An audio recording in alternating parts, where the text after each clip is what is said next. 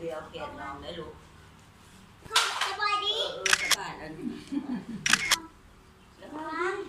ได้แล้วได้แล้วเดี๋ยวแกะน้องได้มันบ่ายนะหน้าเอ้ยแบบยืมริบโป้งยืมบ่ายเลย อันนั้นก็ยังไข่ละหูไปอันนี้ล่ะนาค่ะมันบ่เอาก็จะตายเอาที่ตายถูกนะนะคะมาเอายันผู้เองเนี่ยอันนี้เหรอไหมว่าถูก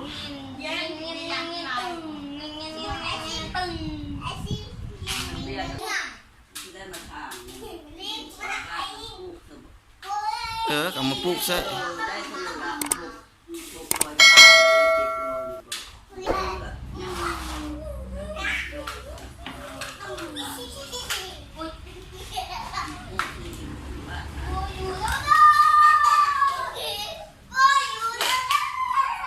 างเลยนะพัดฝนตกลายพัดไปใช่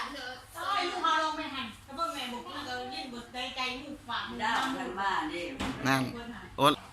อ่านนกเป้าเนี่ยมาโมเ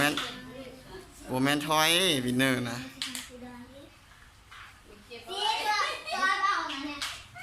เมื่อก่อนจัดเลยค่ะ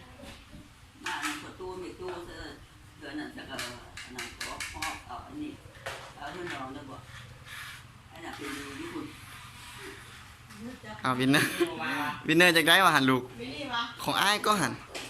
ว่าก็มันก็พอได้ที่อย่างนี้นะบอกมาเนี่ยหักหลังนะเมื่อกี้ก็ไปบอกเชียงคนนี้อ๋อเชียงตัวเดียวเขาไปบอกให้